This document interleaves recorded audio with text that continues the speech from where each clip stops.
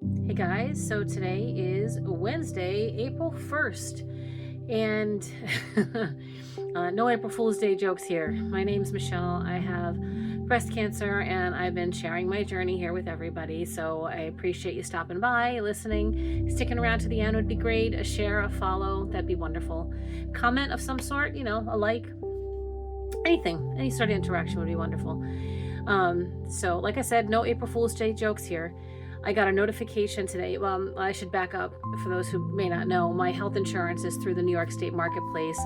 I've been working my whole life, but from 2020 basically onward, I've only had jobs that didn't offer health insurance. So for a little period of time there, I was unemployed. I had left my previous job prior to getting the new one.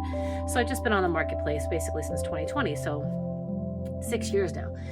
And the last couple of years, or last year, I think it was last year, I was put on the essential plan. Let me just make sure I got the name of it right. The essential plan, based on my income, which meant that my monthly premium actually went down to zero for quite some time, which is wonderful because I don't make a lot of money. And prior to that, it was, around it was a little over $700 a month was my monthly premium, and it was set to go up to over $800. So for this to come in, me not to have that premium was such a relief. And if you guys have been following me, you may remember that back in, I think it was either November or December, I did a video because I had gotten a notification that the essential plan was going away. So I didn't know what my health insurance status was going to be come this year. Well, today I got a notification that there was information that I needed to log onto the marketplace and take a look and see. So I did that today. And as it turns out, as of June 30th, the essential plan is changing. It's not going away, but it's changing. And there are requirements now, specific requirements, which I understand requirements. Not everybody should get this plan. The requirements are, there's three things. I'm just looking at them on the screen behind the phone. Your household income is, I'll be impacted if, let me just read the sentence for you. Federal rules are changing, and this will affect your essential plan coverage starting July 1st, 2026, if you meet any of these conditions. 1, your household income is over 200% of the federal poverty level. Or 2, you are not a U.S. citizen, U.S. national, or lawfully present in the U.S. Or 3, you are pregnant or have been pregnant within the last 12 months. Well, I'm not pregnant and I have not been pregnant. I am a citizen. So potentially the income level thing could impact me. But I know I don't make a lot of money. I'm barely getting by. I am barely surviving on what I have. And I had looked at an income level, a poverty level, I think it was last year at some point or within the last year or so, and I was like kind of right at that level of what the poverty level was. But what I must have been looking at was the New York State poverty level, because the federal poverty level for a single person is $15,960 annually. My question is, who in this country, any state, wherever you live, can survive on $15,960 annually? That is barely over $1,000 a month. Who can live on that?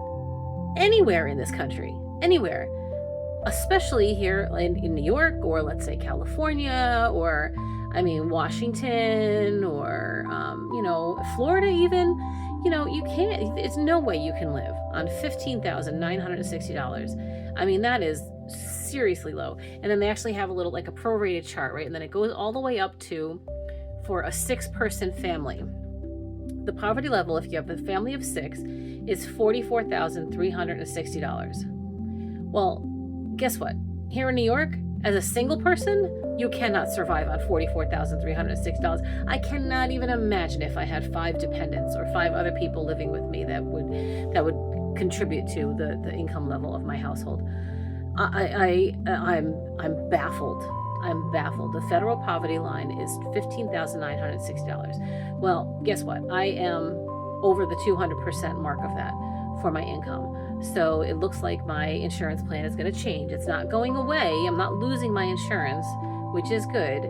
But now I don't know what premium I'm going to wind up having to pay every month, or what my plan is actually going to involve. So I have to stay tuned for that. Oh, and by the way, I also did look up the New York State, the poverty line for New York State itself is, where is it? Oh, that was for a family. Oh, I'm not, you know what? I thought I looked that up, but I misread some of that information, so I'd have to get that back. But, $15,000. Who can live on $15,000? How is that? Yes, that is definitely poverty. For sure that is poverty. But that number determines aid for all kinds of people, for all kinds of things. And if you're making, let's say, $17,000 a year, that puts you over that poverty line. You're not paying a mortgage. You're not paying your rent and putting gas in your car and getting food and paying your utilities. You're just not doing it. It's baffling. Just baffling. It's like, I don't, like, how is that even possible?